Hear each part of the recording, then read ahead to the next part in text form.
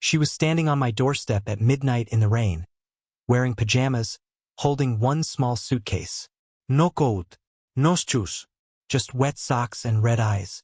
And the first thing she said to me was not hello. It was not sorry to bother you. It was 3 words that I have not stopped thinking about since. I didn't know. I didn't know what she meant yet, but something in the way she said it made me step back from the door without asking a single question. My name is Caleb Morrison. I am 38 years old. I live alone in a restored brick apartment on the 4th floor of an old building on Garner Street. I bought it when it was one bad winter away from being knocked down. I spent 2 years fixing it myself on weekends after work with my own hands. New beams, new floors, new windows. Same bones. I am a structural restoration engineer. I do not build new things. I find old things that are falling apart and I figure out how to make them hold again. I have been doing it professionally for 15 years. I did not realize until much later that I had also been doing it personally my whole life, and that it had not always worked out. My ex-wife's name is Natalie. We were married for 6 years. She was the kind of woman who walked into a room and made everyone in it feel like they had been waiting for her specifically. I was not that kind of person. I was the one standing near the wall with a drink, noticing which corner of the ceiling had a crack in it. We met at a fundraiser for a historic theater renovation I was consulting on. She was handling the event marketing. She laughed at something I said about load-bearing columns, and I thought, this is the one. That was my first mistake. Confusing someone laughing at your jokes with someone actually understanding you. We tried for children in year 4. She said it was not the right time. Year 5, same answer. By year 6, I had stopped asking and started understanding. The divorce was quiet. No screaming, no lawyers fighting in hallways. Just 2 people sitting at a kitchen table agreeing that the thing they had built together was not going to hold any longer. She kept the condo. I kept the tools and the apartment I had rebuilt with my own hands. Some people call that a loss. I call it clarity. Elena Vasquez had been Natalie's best friend since college. 12 years of friendship. I had met her exactly 5 times in the entire span of my marriage, and every single time she was in the background, standing near the window at parties, helping clean up after everyone else had left, laughing quietly at something nobody else had heard. A graphic novelist by trade, the kind of artist who notices the thing in the corner of the frame that everyone else walks past. The first time I met her was at my own wedding. She was the last in the line of bridesmaids, walking slowly, looking at the garden instead of the crowd, like she was memorizing it. I had a strange feeling I had seen her somewhere before, but weddings do that to people. I let it go. The second time was at a birthday dinner for Natalie. Elena arrived with a small illustrated card she had drawn by hand. Natalie put it in her purse and forgot it on the seat when we left. I picked it up and kept it without knowing why. The third time was a dinner party at our apartment.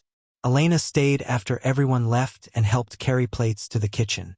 I thanked her and she said, "You have very good bones in this place." I did not know at the time that she was talking about more than the apartment.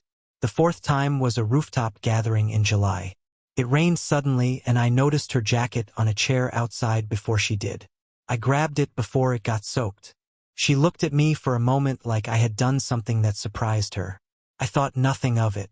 The fifth and final time was one awkward Thanksgiving where Natalie forgot to introduce her and I did it instead because it seemed wrong not to. That was everything I knew about Elena Vasquez, or thought I knew. So when she appeared at my door at midnight in November with wet socks and one rolling suitcase and that unfinished sentence, I did not have enough information to understand what I was looking at. What I had was a woman who was clearly not okay, standing in the rain, choosing my door out of every door available to her in this city.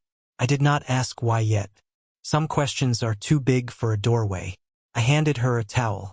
I pointed to the bathroom down the hall.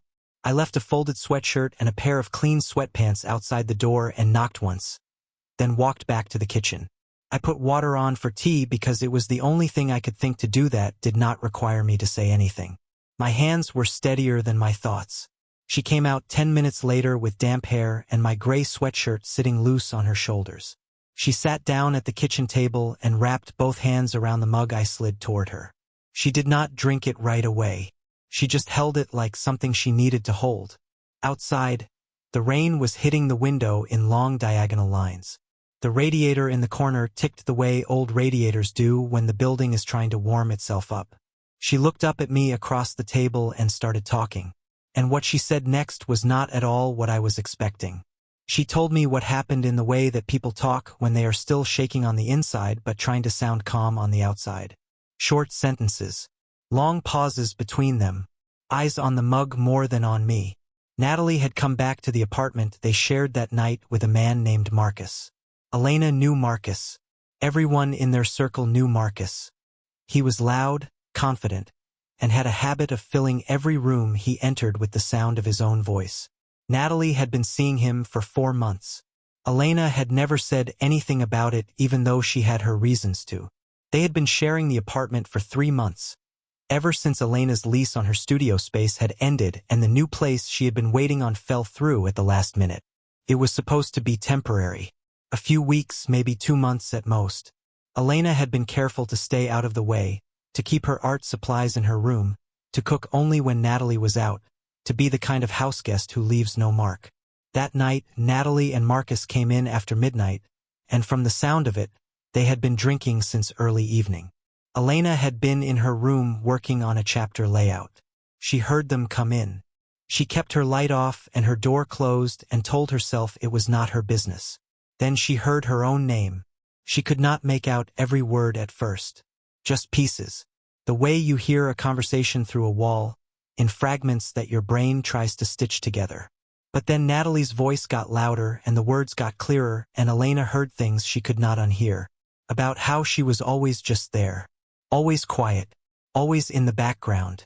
Never enough going on in her own life to stay out of other people's.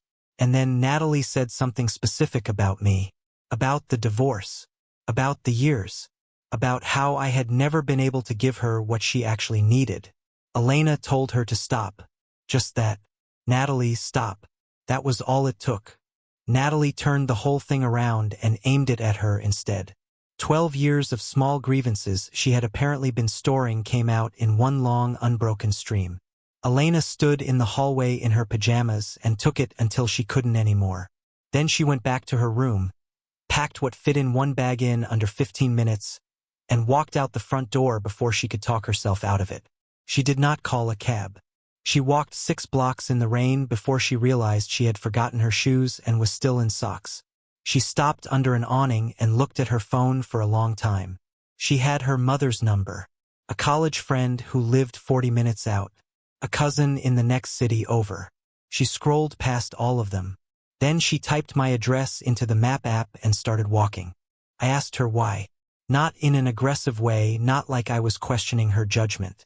I asked because I genuinely wanted to understand what had made her choose a door that belonged to her former best friend's ex-husband over every other option available to her at midnight in the rain. She looked at me for a moment before answering.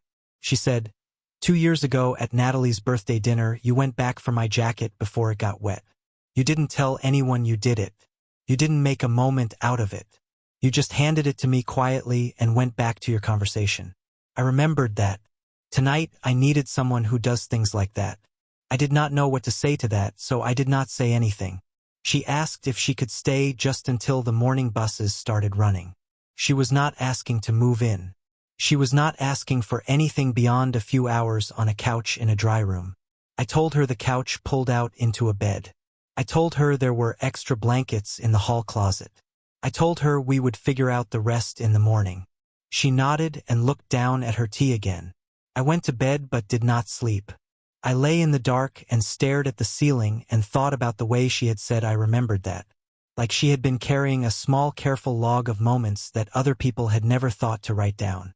I thought about the illustrated card Natalie had left behind on the restaurant seat. I thought about the way Elena had looked at the apartment the very first time she sat down in it, like she was reading it the way I read a building I am about to restore. By 5 in the morning I was already up. I made coffee. I sat at the kitchen table with my drafting notebook and did not draw anything. I just sat there. At 6:15 she came out of the side room with the folded blanket over her arm and her damp hair pulled back. She had already made the bed back into a couch. She set the blanket on the cushion in a neat square and put the pillow on top of it. She looked up and saw the coffee and said, "You didn't have to do that." I said, "I know." She sat down across from me at the kitchen table. We drank coffee without talking for a while. Outside, Garner Street was beginning to wake up. A delivery truck, a dog walker, the first gray light coming through the window and spreading slowly across the old oak floor. She said she was going to start calling around for a place that morning. She said it calmly, practically, like someone making a to-do list in their head. I watched her and thought about all the times in my life I had stood inside a building that looked stable from the outside and found the hidden fracture only after I got close enough to look. I thought about how the most important things are sometimes the quietest ones in the room. I slid a notepad across the table. I said, "Write down what you need. We will start from there." She looked at the notepad. Then she looked at me. Something shifted in her face, just slightly, the way light shifts when a cloud moves past it. Not a big moment, not a dramatic one, just a small, quiet thing that both of us noticed and neither of us named. She picked up the pen. Natalie showed up on a Sunday morning without calling. I heard the elevator before I heard the knock. Then 3 hard knocks, nothing like the quiet 3 from 5 weeks earlier. I was at my drafting table with coffee going cold beside me and load calculations spread across 3 pages. Elena was out on the back balcony with her camera, photographing dried leaves she had been collecting all week for a new chapter in her graphic novel. She had been staying in the side room for 5 weeks by then. Not because she had nowhere else to go anymore. She had looked at 2 studio apartments that week. She had the money saved. She had the option. She had just not left yet, and I had not asked her to. I opened the door and Natalie walked straight past me into the apartment like she still had a key. She did. I had forgotten she still had it. That was my fault and I felt it immediately. She looked around the apartment in one long, slow sweep. Then she said, "Where is she?" I stepped into the hallway between her and the rest of the apartment. I told her she was standing in my home without being invited, and I needed her to take a breath before this went somewhere neither of us wanted it to go. She was not interested in taking a breath. Someone from the building's group chat had apparently mentioned seeing Elena come and go over the past few weeks, and Natalie had been sitting with that information for long enough to arrive already at a conclusion. Elena came in from the balcony quietly. She still had her camera in one hand and a dried maple leaf in the other. There was a small smudge of charcoal ink on the inside of her left wrist from the morning's work. She looked at Natalie and she did not flinch. She did not back up. She just stood there in the doorway between the balcony and the kitchen like she had every right to be in that room, which she did. Natalie laughed. Not a warm laugh. The sharp kind that people use when they want to make something sound smaller than it is. She said, 1 month. That's all it took. I throw you out and you walk straight into his apartment. Elena set the camera down on the side table. She set the leaf down next to it. She looked at Natalie for a long moment and said nothing. That silence was louder than anything Natalie had said. I watched it land. Then Natalie turned to me. She said things I will not repeat in full. About the years. About the apartment. About the kind of man she had decided I was somewhere in the middle of our marriage and had never revised. I stood and took it because I knew that fighting back would only give her more fuel, and because somewhere underneath the anger I could see something else. She was scared. Not of me, not of Elena. She was scared of what it meant that her best friend of 12 years had chosen my door over hers. Elena spoke exactly once during the entire thing. Her voice was low and steady and she did not raise it even slightly. She said, "Natalie, I didn't leave because of him. I left because I was tired. Tired of making myself smaller so you could feel bigger. Tired of watching you say cruel things about people who never did anything to deserve it and then waiting for you to need me to clean it up. I stayed quiet for 12 years because I thought that was what being a good friend meant. I was wrong. It just meant I was convenient." Natalie's face did something complicated. Her eyes went sharp and then wet and then sharp again. She said, "You don't get to do this. You don't get to stand in his apartment and make me the villain." Elena said, "I'm not making you anything. I'm just not fixing it this time." It was the quietest sentence in the room and it was the one that ended everything. Natalie picked up her bag from the counter where she had dropped it. She looked at me once, Hard. Like she was waiting for me to say something that would give her an exit that felt better than the one she had. I did not give it to her. She walked to the door and stopped with her hand on the frame. She said, "You two deserve each other." Then she left. The elevator hummed. The building went quiet again. Elena stood in the kitchen for a moment without moving. Then she walked to the counter and picked up her cold coffee from that morning and drank it like nothing had happened. I watched her do it and thought about what it costs a person to be that still on the outside when something is moving fast on the inside. She had just said out loud, in plain language, things she had swallowed for over a decade. That does not leave you calm. That leaves you hollow in a way that takes a while to fill back up. I said, "Are you okay?" She said, "I will be." Then after a pause, she said, "I think I am going to take the studio apartment on Canal Street. The smaller one. I looked at it on Thursday and I think it's right." I said, "Okay." She said, "I'm not leaving because of what just happened." I said, "I know." She looked at me across the kitchen with the coffee mug still in both hands. Outside, Garner Street was doing its ordinary Sunday things. A kid on a bicycle. Two people walking a dog. A cloud passing over the building and the light in the kitchen shifting from bright to dim and back again in the space of 10 seconds. She said, "I'll still come by on Saturdays if that's all right." I said, "The coffee will be on." She smiled. Small and real and slightly crooked. Then she went back to the balcony to finish photographing her leaves like the last 40 minutes had been a storm she had simply decided to walk out the other side of. I stood at the kitchen counter for a long time after that.